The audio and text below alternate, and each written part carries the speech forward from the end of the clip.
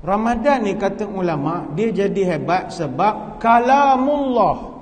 Kerana Quran tu lebih spesifik lah. Kalamullah tu lebih umum. Sebab kata ulama, seluruh bulan Ramadan ini diturunkan seluruh kalamullah.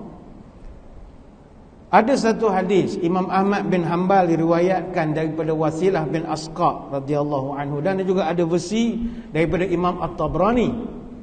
Nabi pernah menyebut, unzilat suhufu Ibrahim fi awwali lailatin min Ramadan wa unzilat Tauratu li sittin madain min Ramadan wal Injilu li 13 khalat min Ramadan wa unzilal Furqanu li 24 khalat min Ramadan.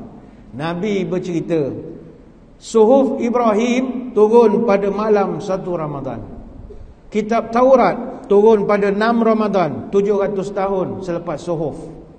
Kitab Zabur turun pada 12 Ramadan, 500 tahun selepas turunnya Taurat. Kitab Injil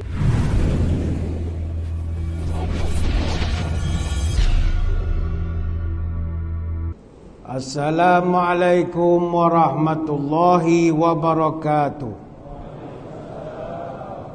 Bismillahilladzi la yadurru ma'asmihi syai'un fil ardi wala fis sama wa huwas sami'ul alim. A'udzu bikalimatillahi tammati min syarri ma khalaq. Alhamdulillahi hamdan katsiran tayyiban mubarakan fihi kama yanbaghi li jalali wajhika wa li 'azimi sultanik. Allahumma salli ala sayyidina Muhammadin abdika wa rasulika nabiyil ummi wa ala alihi wa sahbihi wa sallim. Subhanal malikil quddus. Allahumma inna na'udzu biridhaka min sakhatika wa bimu'afatika min 'uqubatika wa na'udzubika minka la nuhsi sana'an 'alaika anta kama asnaita 'ala nafsik. Allahumma innaka 'afuwun tuhibbul 'afwa fa'fu 'anna. Terima kasih yang berusaha saudara pengacara majlis.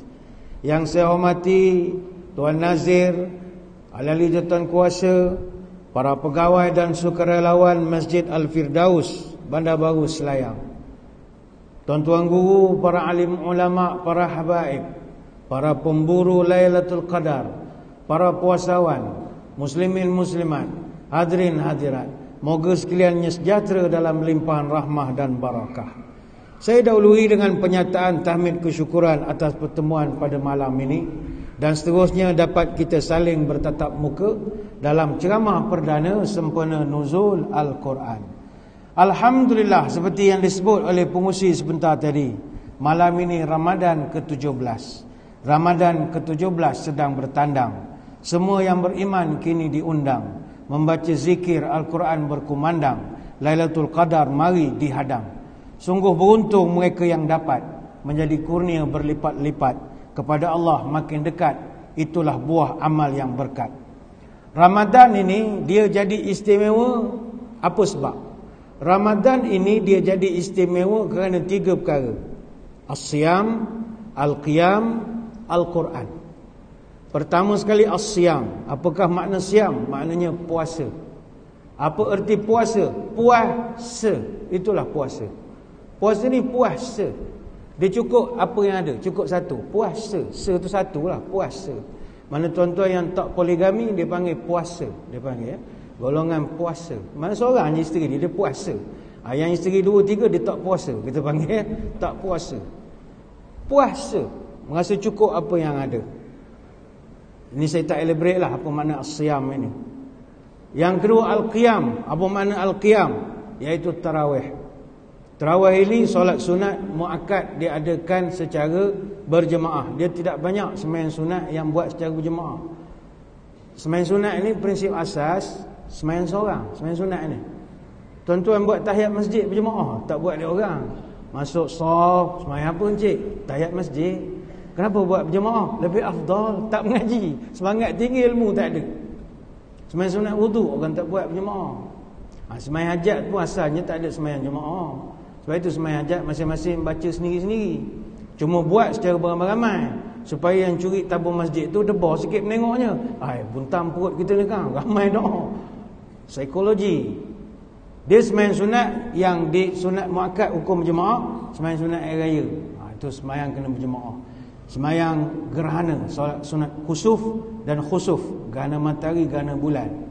Apalagi sembahyang sunat yang sunat berjemaah. Sembahyang sunat istisqa, minta hujan. Dan salah satu juga adalah sembahyang sunat tarawih. Ini pun saya tak elaborate lah. Yang ketiga, Ramadan ini jadi istimewa kerana adanya Al-Quran.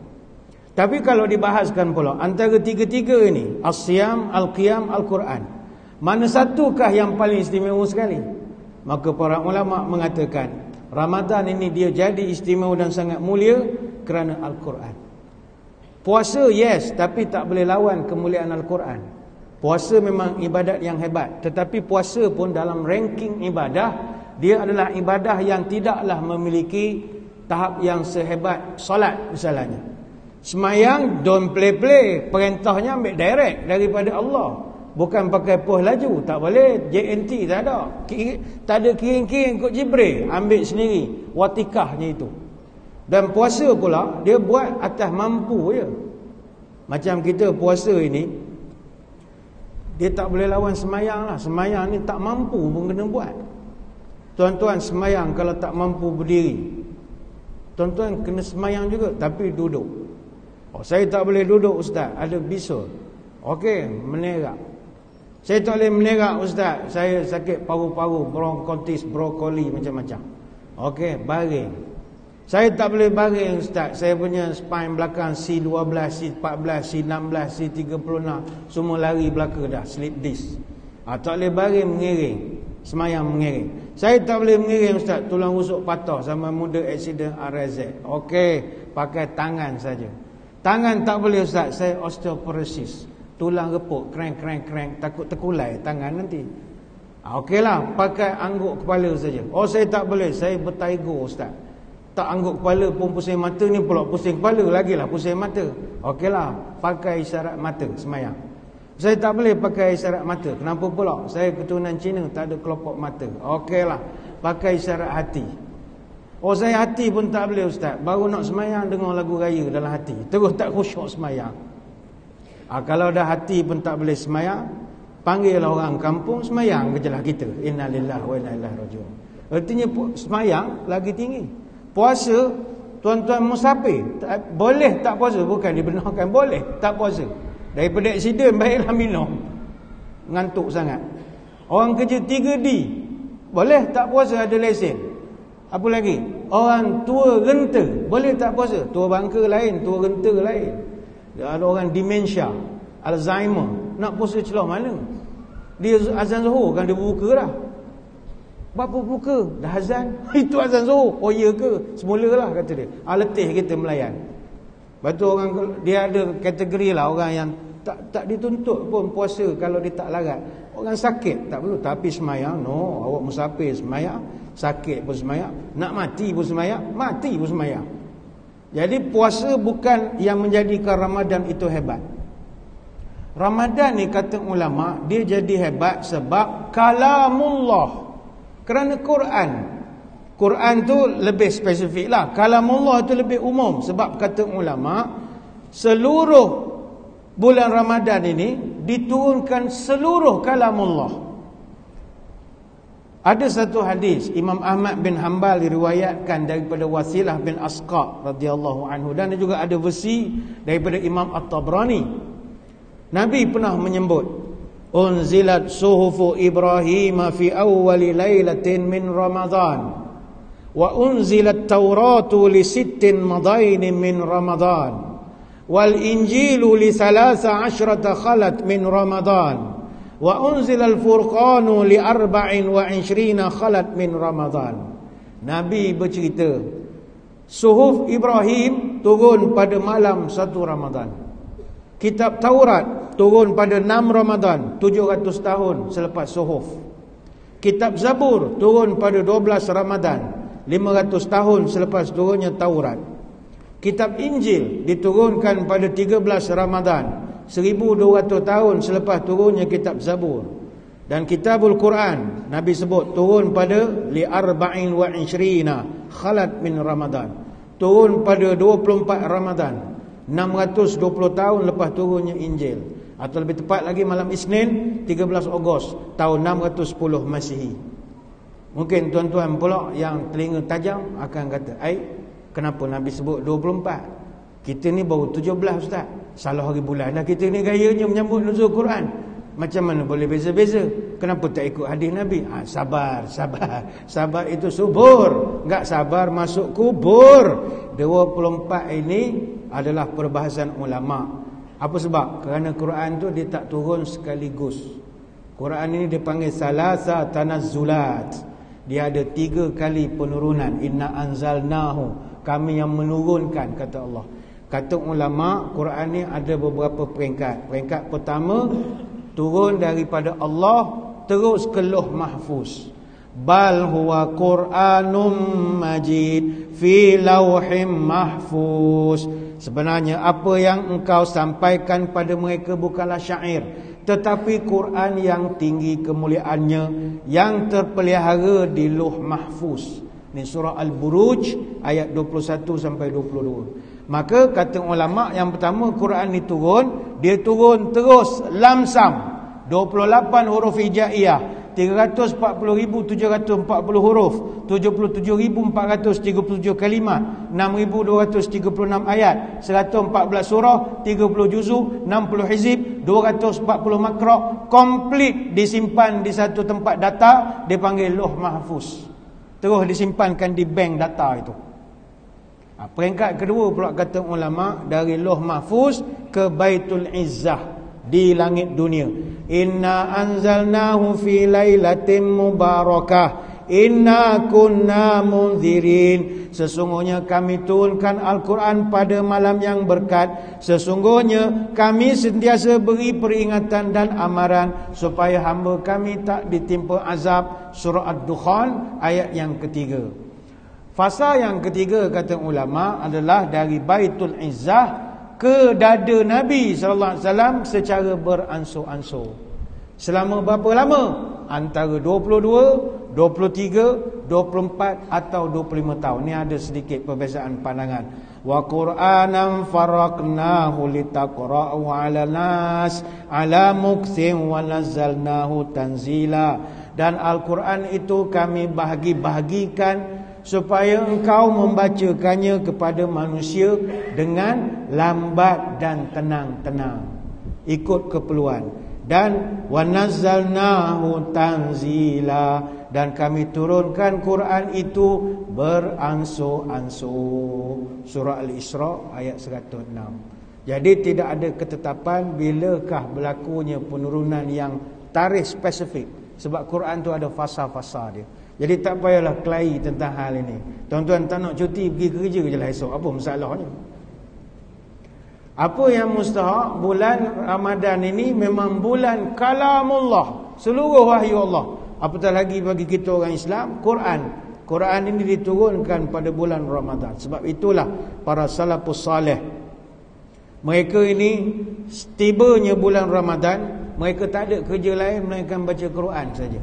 Ulama-ulama besar termasuk Imam Syafi'i tutup kelas pengajian.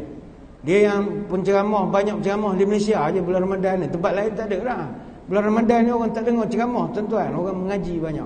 Sebab ceramah ada 11 bulan lagi boleh ceramah. Yang Ramadan ni kita mengaji saja, baru boleh khatam Quran. Kalau kita tengok para salafus salih, antaranya ada seorang ulama nama Al-Aswad bin Yazid, seorang ulama besar tabi'in di Kufah. Dia khatamkan Al-Quran di bulan Ramadan setiap 2 malam. 2 malam khatam, 2 malam khatam.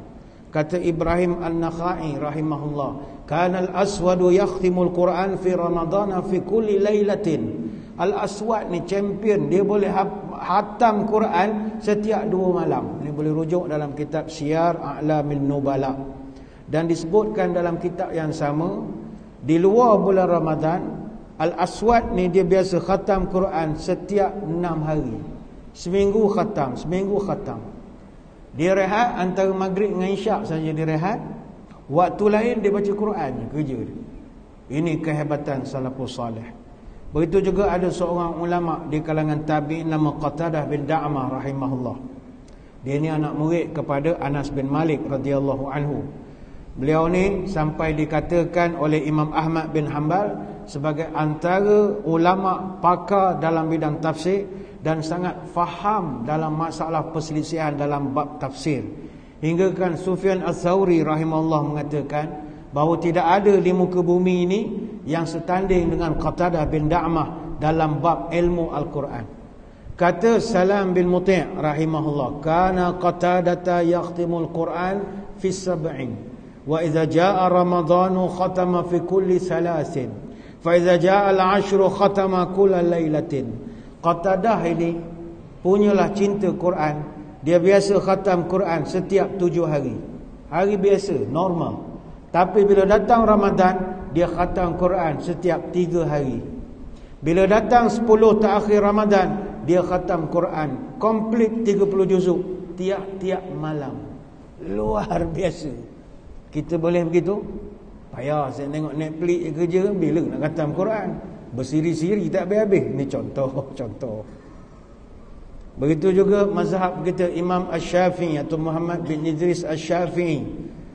Ada seorang muridnya nama Ar-Rabi' bin Sulaiman rahimahullah. Dia bercerita, kana Syafi'iyyu yakhtimul Qur'ana fi syahri Ramadan 60 khatmatan.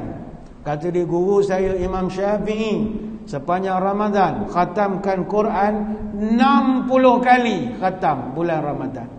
Macam mana boleh banyak? Kelas tutup, dia tak ada kelas. Dia ulama mengajar fiqh apa, dia bulan puasa dia tutup kelas sebab nak baca Quran. Dan ditambahkan oleh Ibnu Abi Hatim bahawa Imam Syafi'i ada masanya mengkhatamkan Quran itu di dalam semayang dia. Ini boleh rujuk kitab Syiar A'lamin Nubala. Maknanya tuan-tuan cuba bayang sekejap, pejam mata.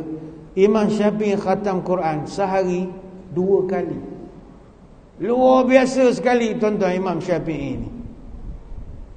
Itu juga ada lagi ulama nama ada Ibnu Asakir. Dia ni seorang ulama hadis dari negeri Syam, panggil dia Abul Qasim. Beliau ni antara penulis kitab yang banyak kitabnya kita kenal, contohnya Tarikh Dimashq. Ada pernah anak dia nama Al-Qasim, dia cerita tentang bapak dia. Kata anak dia, wa kana muwadhiban ala salatil jama'ati walitilawatil Quran. Ayah saya Ibn Asakir ini adalah orang yang tak pernah tinggal 2 perkara. Pertama, semayang berjemaah di masjid. Yang kedua, baca Quran. Dia tak pernah tinggal. Yakhtimu kullu juma'atin wa yakhtimu fi ramadana kulli yaumin. Ayah saya ni kalau bulan biasa dia khatam Quran setiap minggu. Seminggu khatam. Dan bulan Ramadan dia akan khatam Quran ini setiap hari. Jadi bandingkanlah dengan diri kita malam ini. Sebab itu Imam Syafi'i khatam Quran 60 kali bulan Ramadan. Kalau dia nak buat majlis khatam Quran supaya kita bawa pulut kuning, tabak telur, bengkok dia nak beli pulut kuning 60 kali khatam. Tapi sebab kita ni tak berapa nak rajin, dapat khatam sekali tu pun rasa masuk surga sangat dah tuan-tuan. Suka dah baca duha sampai An-Nas je, rasa masuk surga dah. Allah masuk surga. Pada hari penutup je tu datang daripada awal, tak pernah datang pun. Contohlah. Maka marilah hadirin hadirat sekalian, kita membaca Al-Quran. Nabi sendiri baca Quran dalam bulan Ramadan ini. Tapi Nabi bukan baca bersendirian, Nabi tadarus. Dia beza ya. Tadarus ini benda lain. Sebab tadarus ni kita baca dan ada orang mendengarnya. Orang mendengar. Sebab itu kalau saya nak simpulkan tentang bulan ataupun bulan Ramadan ni sebagai bulan Quran, saya mengajak diri saya dan tuan-tuan, jom kita tadabbur Quran. Apa makna tadabbur? T-A-D-A-B-B-U-R. Tadabbur. Setiap perkataan huruf tu dikonsonankan tu ada maknanya. Pertama huruf T. T itu apa maknanya? Tartil. Kita mestilah tartil. Kena baca Quran. Tartil ni pula baca dengan sebutan yang tepat. Jangan mentang-mentang orang faham baca bunyi orang faham. Tak boleh. Tartil macam orang Arab bunyi. Tak boleh bunyi macam orang Pekan baca. Wa in kuntum Fi raibim mimma nazalna ala. Tak boleh bunyi kampung sangat, kena bunyi Arab sikit, kena bunyi macam Arab walaupun kita bukan orang Arab, dibaca secara tertil. Dan Nabi kita sendiri, dia tak tinggal baca Quran bulan puasa, walaupun Nabi Al-Hafiz. Nabi lebih Al-Hafiz daripada kita. Nabi hafal 30 juzuk, kita hafal juz 30. Lain tuan-tuan. Nabi ni, tapi dia tetap membaca Quran. Dia tadarus, iaitu membaca dan seorang lagi mendengar. Sebab itu tadarus ini kalimat darasa yudarisu, daripada pola bahasa Arab fa'ala, maknanya limusyarakah banasnain. Dia mesti ada penlibatan dua pihak, mesti bertadarus. Dan dalam bulan Ramadan, kata Ibn Abbas, siapa sparring Nabi bertadarus? Jibril alaihissalam. Don't play. Yalqahu Jibril wa kana yalqahu fi kulli lailatin min Ramadan fayudarisul Quran. Kata Ibn Abbas, semasa Ramadan Jibril datang jumpa Nabi, tiap-tiap malam baca Quran. Dan mereka bukan sekadar baca, fayudarisuhu, saling mengajar dan membaca. Dan kata ulama, Jibril mengkhatamkan Quran setahun sekali bersama Nabi, setiap kali bulan Ramadan. Dan ketika tahun Nabi diwafatkan, baginda sempat khatam Quran 2 kali dengan Jibril alaihissalam. Ini kesungguhan orang-orang dulu dalam bab Quran pada bulan Ramadan. Dan Nabi ni walaupun dia hafal Quran, dia Al-Hafiz, tapi dalam masa yang sama dia suka dengar Quran. Kalau dia tak baca, dia suka dengar orang baca Quran dengan taranum yang bagus. Dia suka.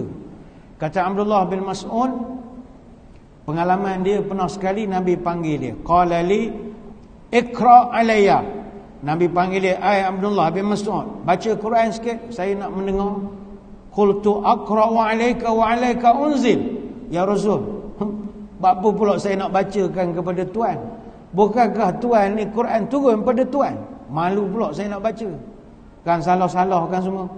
Qala fa inni uhibbu an asma'u min ghairi. Kata Nabi, dak, saya pun suka juga dengar kalau Quran ni dibacakan oleh orang lain.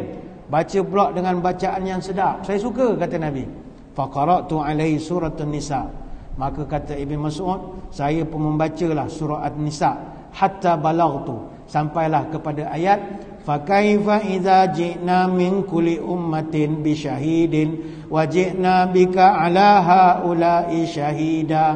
Maka bagaimanakah nasibnya orang-orang kafir pada hari kiamat ketika kami datangkan saksi di kalangan Rasul dan engkau wahai Muhammad akan menjadi saksi kepada mereka. Surah An-Nisa ayat 41. Sampai ayat tu Nabi menangis. Qal imsik, kata Nabi.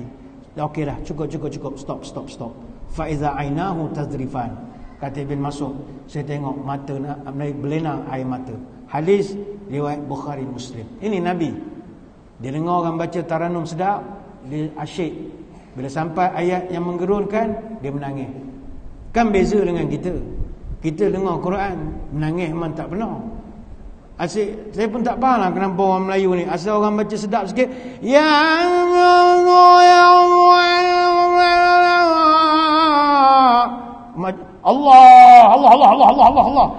Tuan-tuan, ngapa gitu sebenarnya? Allah.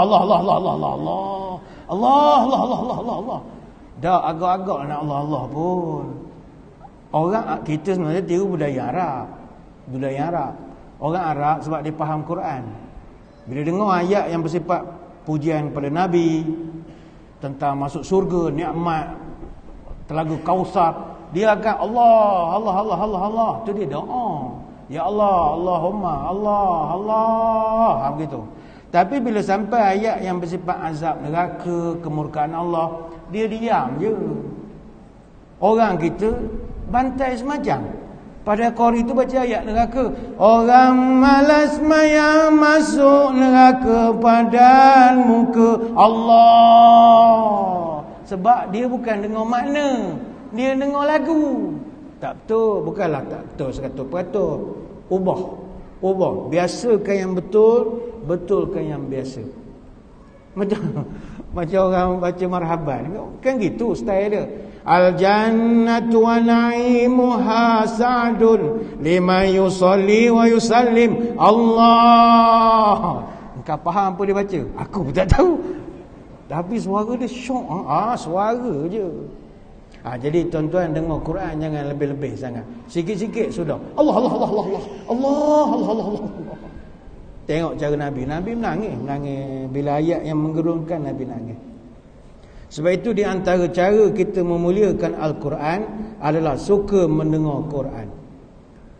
Tadi saya lewat sikit tiba tadi. Saya ingat nak menumpang lah sembahyang tarawih di sini sekejap. Saya sampai witir dah, la ilaha illallah, laju. Saya sembahyang pukul 10 baru mula ceramah.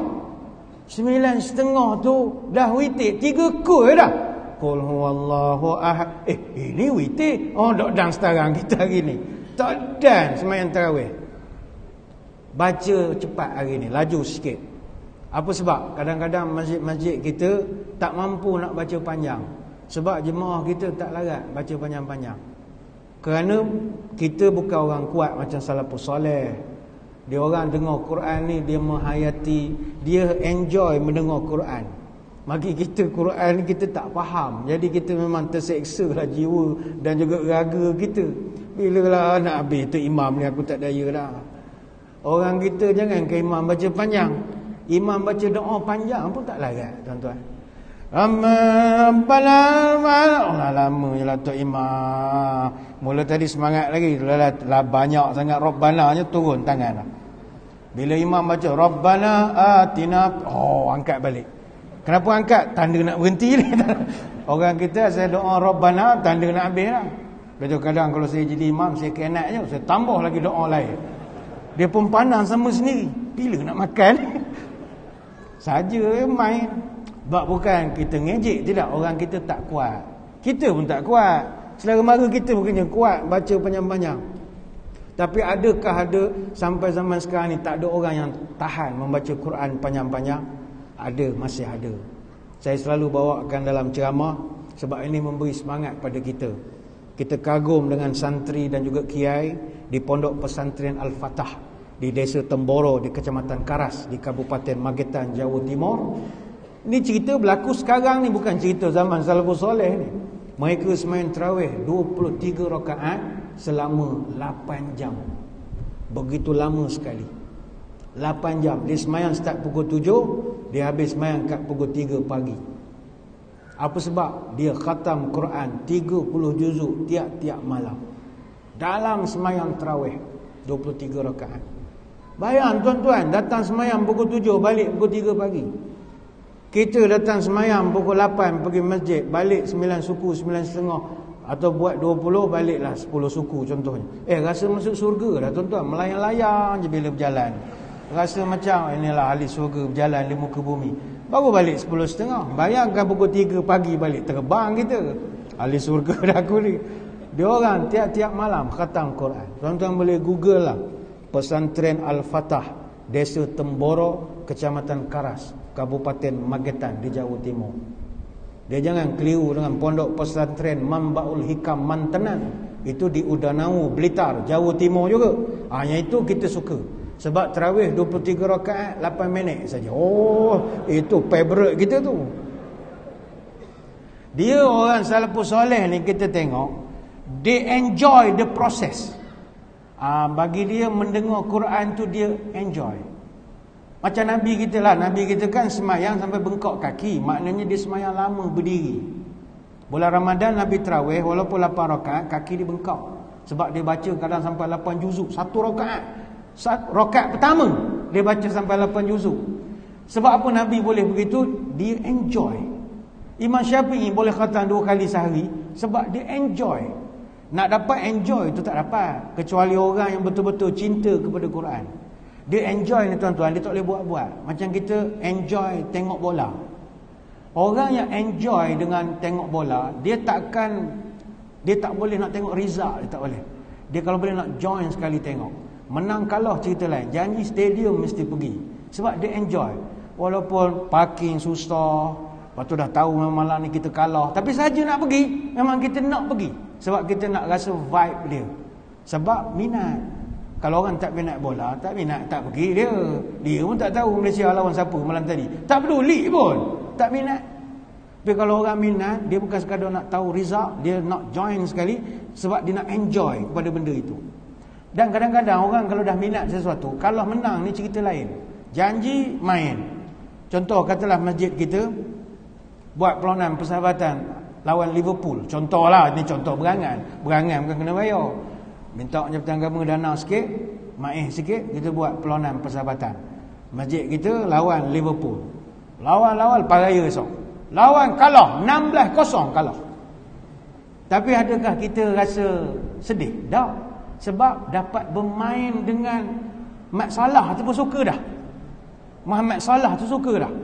Kena pula ada jemaah kita seorang, dia ni star sikit lah main bola. Dia hari dia main tu dia berjaya gelecek Muhammad Salah. Dia berjaya ayamkan Virgil van Dijk captain. Dia berjaya tewaskan Alisson Becker keeper.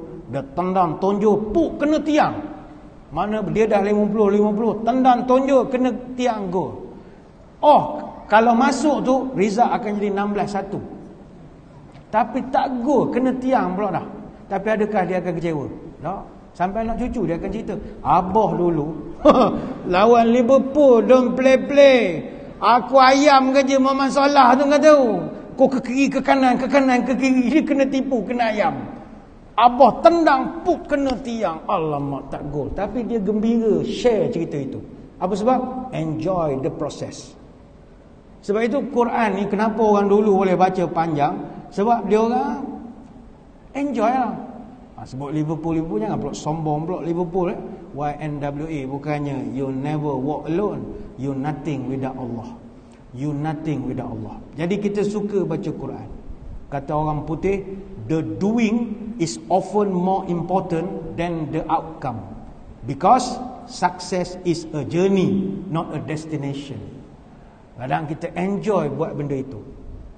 Baik itu kalau kita mendengar orang pandai baca Quran, tuan-tuan kena dibenarkan dalam agama berdengki dengan orang yang terror baca Quran. Kadang kita pelik tuan-tuan, macam mana orang yang pandai baca Quran lah? Kau main sedap, dia buka mulut dia sedap. Time kita jadi imam Allah macam sumbangnya bunyinya. Kan ada orang imam-imam tertentu. Saya sebab dulu pernah jadi imam. Saya jadi imam masjid negeri. Imam masjid negeri Pahang, saya ada 6 imam masa tu. 3 imam saya qari, memang bertanding masuk tilawah Quran. 3 imam saya lagi deftun, memang buka je sumbang. Tapi hafal Quran lah, cuma dia memang deftun lah. Itu tuan-tuan masuk A minor, D dah dia nyanyi, tempo aklaut. Dia memang mati betul, seni tak ada. Kadang saya panggil dia, macam mana nak gerum dia orang ni jadi pandai kan? Takkan tak boleh mengajuk-mengajuk. Try nak tiru, tak jadi. Tiru, tak jadi. Ada seorang imam tu memang Johan Qari lah. Dia sebut Allahu Akbar pun sedap. Kita tiru bunyi sengau. Kita rasa macam mana sedap dia baca ya. Kita kejap ada hari baca style Sudes, ada hari baca cara tak tahu siapa. Kita pun heran bacaan kita ni. Ada masa lagu pertama Bayati, rakaat kedua tukar pula lagu Sikah pula dah. Sudah. Sebab itu kalau kita ada orang pandai Quran, kita boleh dengki dengan orang itu. Dalam Islam, dengki dengan orang tak dibenarkan. Tapi dengki dengan orang pandai Quran dibenarkan. Sehingga kata Nabi dalam hadis Abu Hurairah, la hasada illa fisnatain. Tidak ada dengki kecuali kepada 2 orang. Ada lesen berdengki ni. Apakah yang pertama? Rajulun 'allamallahu Quran fa huwa yatluhu ana'ul lail wa ana'an nahar fa sami'ahu jarahu. Yang pertama kita boleh dengki adalah kepada orang yang pandai membaca Quran. Dia membaca siang hari, baca malam hari, sehingga orang mendengar dia mengatakan, Allah, bilalah kita nak pandai macam dia. Taranum ni susah tuan-tuan. Quran ni bukan semua orang reti. Saya ingat dalam masjid kita ni 2-3 orang je yang boleh taranum Quran. Yang lain tu tak tahulah benda bunyi Quran pun kita tak tahu. Tapi payah untuk taranum memang payah. Tapi disebabkan sekarang zaman moden, ini semua boleh di-AI kan. Nah, masjid saya dulu kita beli peralatan PA system ni, saya kongsi dengan masjid kalau ada duit. Beli PA system baru, kos tak banyak, lebih kurang 700,000. Main kutu lah. Bayar ansur-ansur. Tutuplah duit kerajaan, buat minta peruntukan Perdana Menteri, jumpa MB, jumpa Menteri, kumpul dapat lah, menabung daripada kecil boleh beli 700,000. Masjid Shah Alam saya ingat sejuta, hampir sejuta kalau campur-campur dia, tu dia sedap. Harga 700,000 punya barang, dekat dengan alat dia tu ada gambar kita. Dia punya engineer, sound engineer akan masuk lah. Imam satu ni switch dia, Imam dua switch. Dia buat auto tune, suara tak sedap menjadi sedap. Kan sekarang canggih gitu. Kan ada orang Malaysia ni seorang suara tak sedap, tapi dia buat lagu raya sedap pula bunyi lagu raya dia. Itu auto tune dia panggil. Tahun ni dia tak buat lagu raya, komposer tak nak buat dah untuk dia. Saya pun tak tahu benda nama, lupa dah. Komposer tak nak buat dah ke dia. Jadinya auto tune tu dah canggih, tekan jadi sedap. Bayangkan saya cerita 3 orang imam saya yang suara tak apa menjadi, disebabkan dia orang suara tak okey, saya tugaskan dia asar dengan zuhur sajalah. Sebab zuhur dengan asar kan tak bunyi sembahyangnya.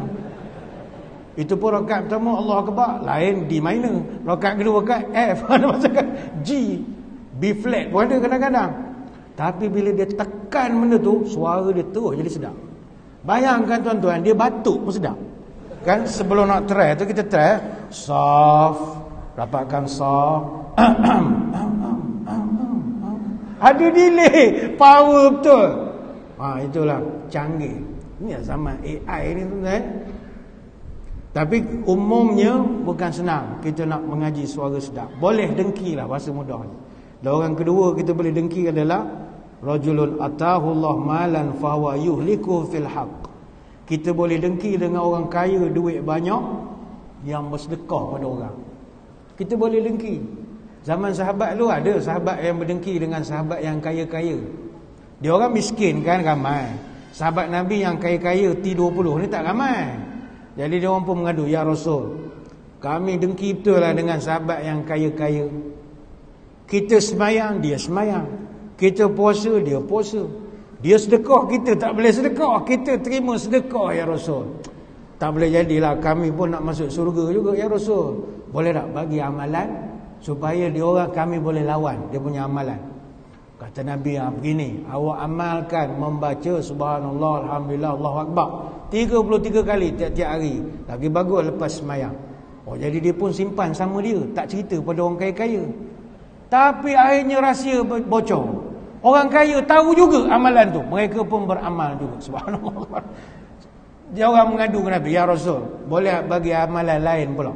Apa hak hari tu Tuan ajar kami dah simpan lah. Tahu juga dia geng-geng kaya, sama geli je baca juga, ya Rasul.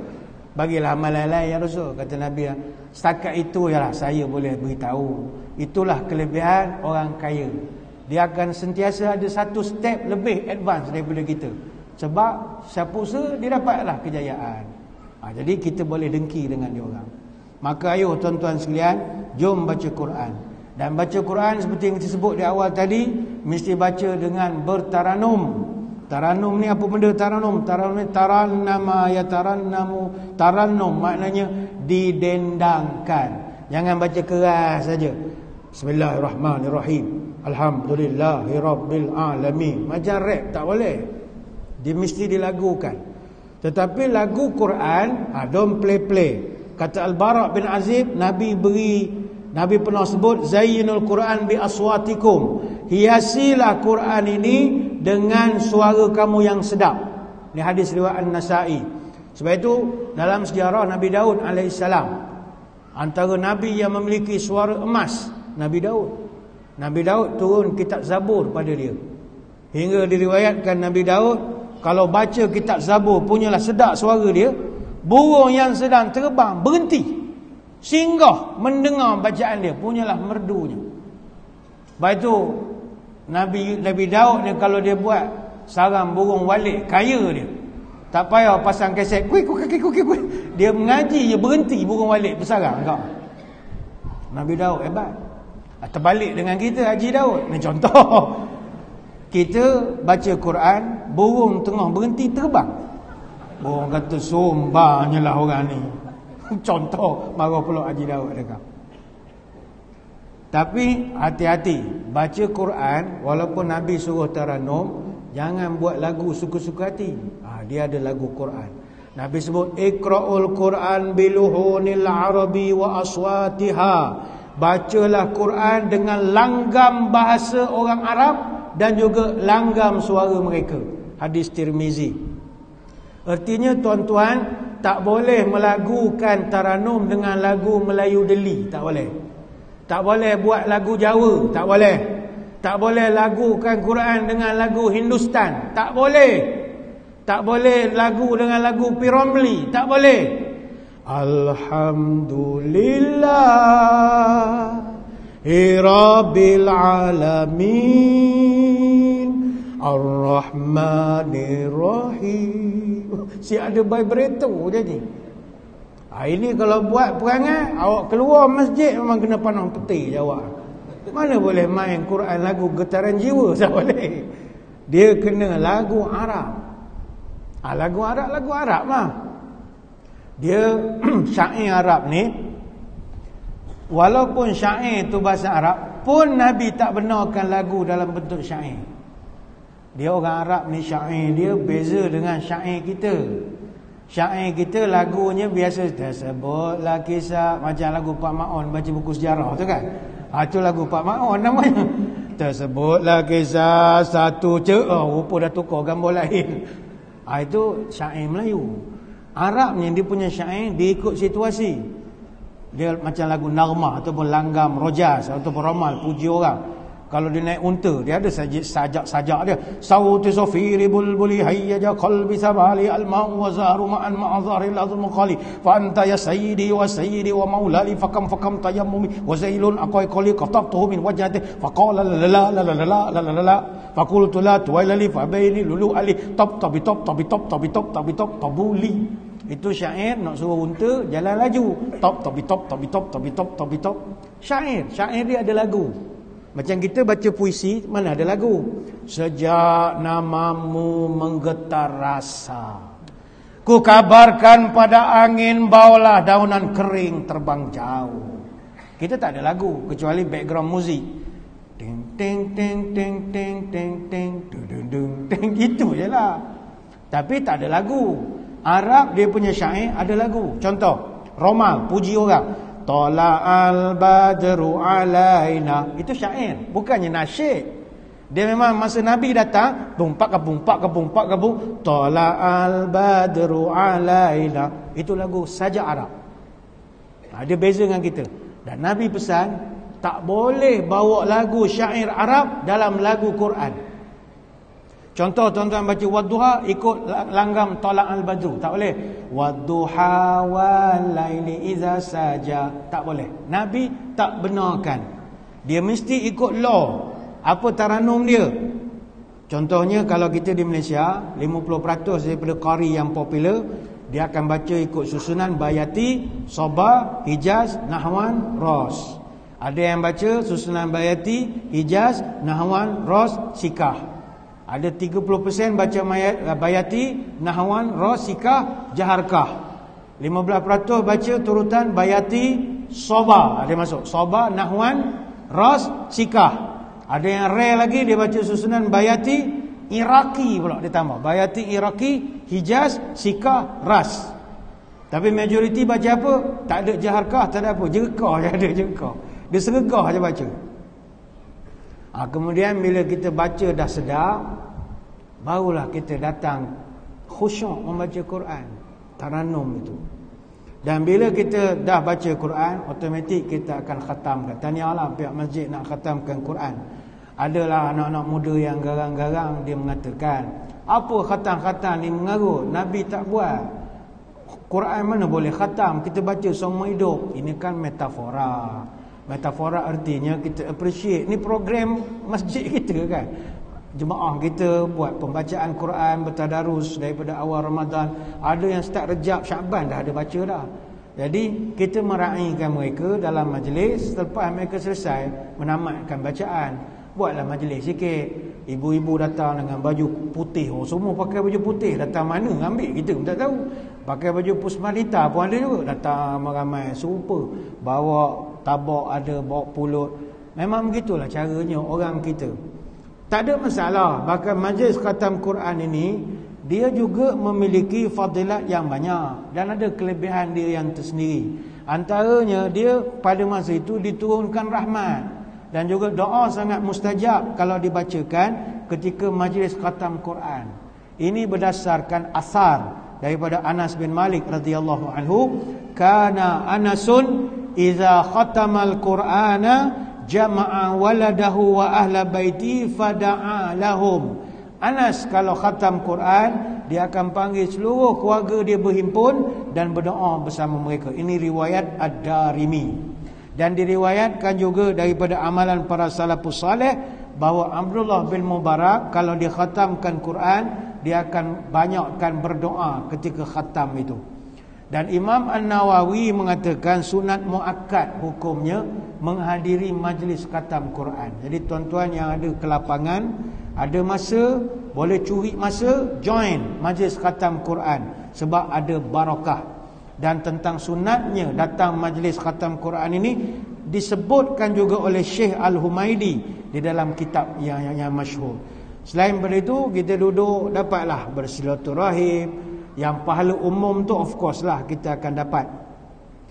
Cuma khatam ni, walaupun tadi di awal saya sebut salafus soleh khatam tiap-tiap hari, ada yang khatam sehari 2 kali, ada yang khatam 2 hari sekali.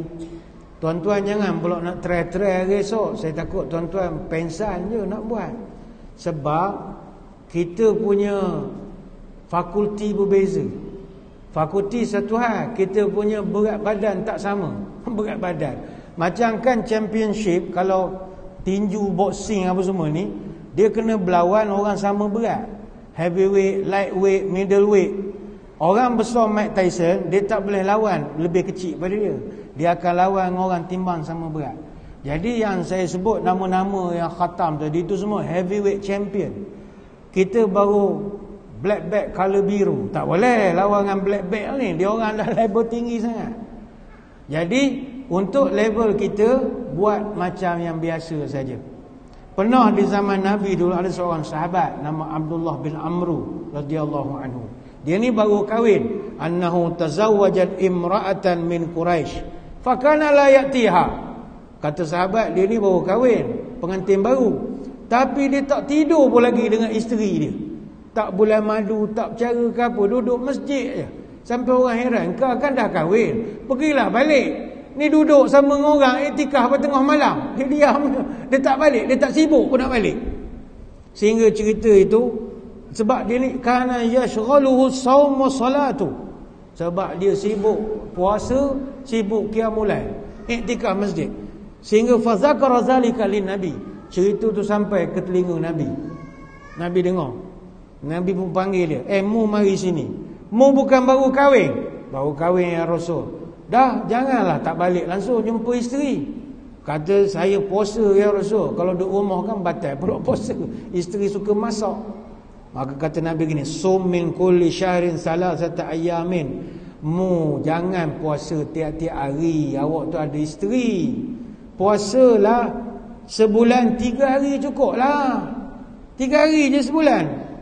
Jawab sahabat ni, qala ana utiku aksar min zalika ya Rasul. Ya Rasul, takkan 3 kali koman sepanah ya Rasul. Saya 3 kali puasa 3 hari puasa sebulan ni, cak ayam, malu saya ya Rasul. Biarlah saya puasa lebih sikit. Kata Nabi, kau pengantin baru, biar dulu, dah pencen esok puasalah hari-hari. Saya nak ke puasa banyak. Beginilah kata Nabi, sum yauman wa aftir yauman. Okeylah, mu puasa sehari, berbuka sehari. Mana hari ni puasa sunat, ni bukan puasa Ramadan tuan-tuan, puasa sunat. Puasa sunat hari ni, esok kau jangan puasa, bawa isteri pergi makan. Lusa kau puasa semula. Boleh macam tu? Itu cara boleh ya Rasul, no problem. Lepas tu kenapa kau tak nak balik lagi? Saya khatam Quran ya Rasulullah.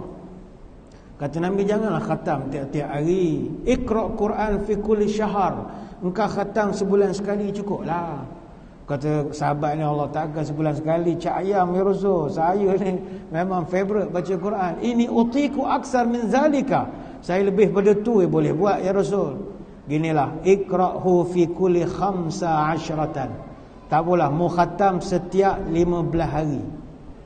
Setiap 2 minggu khatam. Sahabat ni kata, ini utiku aksar min zalika. Takkan 2 minggu sekali ya Rasul khatam, malu saya ya Rasul. Bagilah saya hebat sikit lagi. Kata Nabi, iqra'u fi kulli 7. Tak apalah, mu khatam seminggu sekali. Allah seminggu sekali. Kurang lagi ya Rasul. Dia ni kuat ibadat. Kata Nabi beginilah. Iqra'u fi kulli salasin. Mu khatam setiap 3 hari. 3 hari sekali mu khatam. Inna li kulli amalin syirratan wa li kulli syirratin fatratan. Kata Nabi, engkau jangan semangat tak tentu arah. Sebab setiap amalan itu ada masa semangat, ada masa kau akan jadi malas. Jadi biarlah sedikit tapi konsisten. Ni hadis riwayat Imam Ahmad. Maka berdasarkan hadis ni kata ulama, pembaca Quran level kita jangan gopoh sangat nak khatam Quran. Kita buatlah jangan kurang dari 3 hari. Bukan mesti buat 3 hari. Tuan-tuan boleh khatam sebulan sekali, seminggu sekali. Jangan less than 3 days. Kalau dalam tempoh 3 hari tuan-tuan boleh khatam Quran, kita khawatir kita sekadar membacanya saja tanpa mentadabbur. Jadi untuk akan datang, try khatam setiap, jangan kurang 3 hari membaca Quran, tilawah Quran, tartil. Selesai. Tadabbur, T-A-D-A-B-B-U-R, baru huruf T. Ada kat sahur pun habis ceramah kita ni kan. Tak semua huruf saya ambil, sikit-sikit je. Saya pun menengok tuan-tuan tukar kaki kiri kanan 2 kali 3 kali lah. Serban ni, tak ada arah lah. Penceramah sedaplah belunjuk kaki je yang di bawah ni. Ni huruf kedua yang terakhir lah. Huruf kedua huruf T, T-A, A, huruf A. A ni adalah ambil tahu. Quran ni jangan baca saja. Jangan berlagu-lagu saja. Ambil tahulah bacanya apa. Baca apa. Jangan tak tahu langsung. Sebab orang kalau dengar Quran tak ambil tahu, maka kita ni sama macam cerita pendekar bujang lapuk. Tuan-tuan kan cerita Piramli, pendekar bujang lapuk. Saya dapat tahu ni cerita ni daripada mula Datuk Aziz Sattar almarhum, Allah yarham. Dia yang bercerita. Dia kata yang babak cerita pendekar bujang lapuk, babak baca surat tu, itu sebenarnya babak Piramli sengaja masuk nak sindir orang Melayu zaman itu dalam bab pembacaan Quran. Dia purposely babak tu diwujudkan. Kan kalau tuan-tuan masih ingat, 3 bujang lapuk baca surat daripada Rosnah. Kesnya kan dia kejar Rosnah sampai ke rumah. Rosnah takut ayahnya pendekar Mustar, tunggu nak bersilat lah. Ni pendekar Mustar, pinang sebatang. Terus dia nak berguru. Pendekar Mustar ni baik, jadi duduk rumah. Rosnah, cikgu Rosnah sudah marah, muncung dia. Jadi 3 bujang lapuk nak minta maaf. Bantailah nyanyi lagu Maafkan Kami beramai-ramai. Maafkan kami, pam-pam. Akhirnya lembutlah hati cikgu Rosnah. Buat sekeping surat, selit bawah pintu. Tuan-tuan tengok babaknya. Mula-mula Piramli ambil surat. Piramli ambil surat, tak bunyi langsung. Atas, bawah, dekat, jauh, dekat, jauh, dekat, jauh.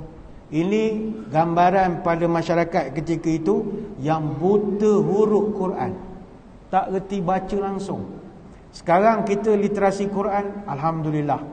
Anak-anak kita pun saya ingat dah tak ada dah yang tak kenal huruf, insya-Allah. Insya-Allah. Payah dah nak cari orang yang tak boleh baca langsung. Merangkak tu biasa. Mungkin dia lama duduk di England 10 tahun agaknya, memang merangkak sikitlah. Tapi okey. Lepas Ramli, siapa yang baca? Yang kedua Aziz Sattar. Aziz bila baca, apa dia kata? Sekali syair lah katanya. Al-Kisah. Apa respon Sudin? Tayyib. Al-Kisah, maka tersebutlah kisah tayyib. Ni yang tadi pesen tadi. Allah, pandai juga. Al-Kisah tayyib. Sang kancil datang beramai-ramai menghadap Sultan Firaun. Piramli rampas. Mana Firaun pakai sultan. Kemudian Sudin pula ambil.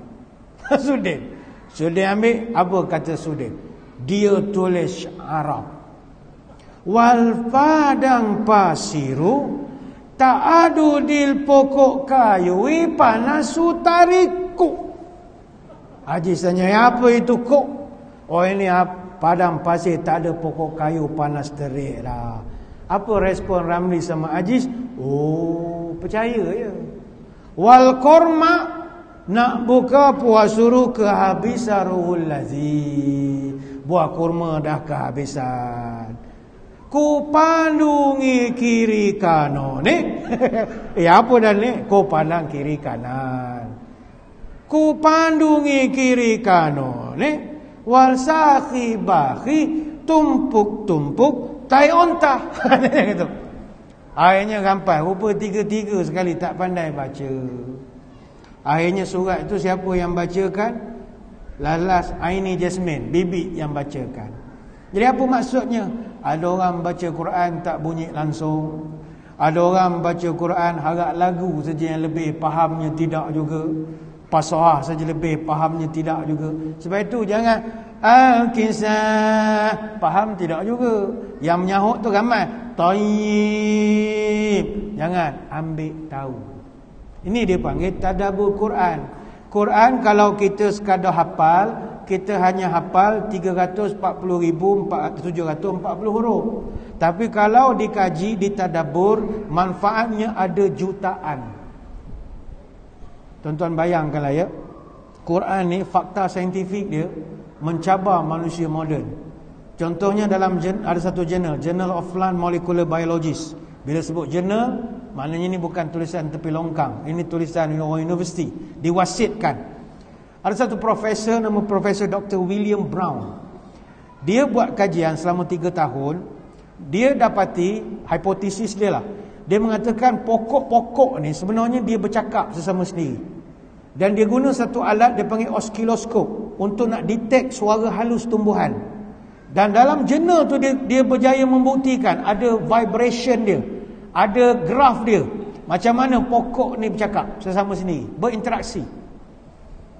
Tapi kata dia gagal untuk nak memahami apa bahasa yang diucapkan oleh pokok ini. Jadi dia berharap kalau ada sarjana yang boleh tampil, ceritakan masalah, ceritakan macam mana dia nak selesaikan masalah. Masa tu dia bentangkan kajian dia di sebuah universiti di Perancis tak salahnya. Dia kata bertahun-tahun saya buat kajian, saya tak dapat memahami apa bahasanya di sini. Tiba-tiba ada satu orang saintis daripada India, dia angkat tangan. Dia kata, "Profesor, kami orang Islam dah sedia maklum tentang perkara ini. Dalam Quran ada menyebut, wa in min syai'in illa yusabbihu bihamdih walakin la tafqahuna tasbihahum." Dan tidak ada satu pun makhluk melainkan makhluk itu bertasbih memuji Allah, tetapi kamu sekalian tidak akan mengerti tasbih mereka.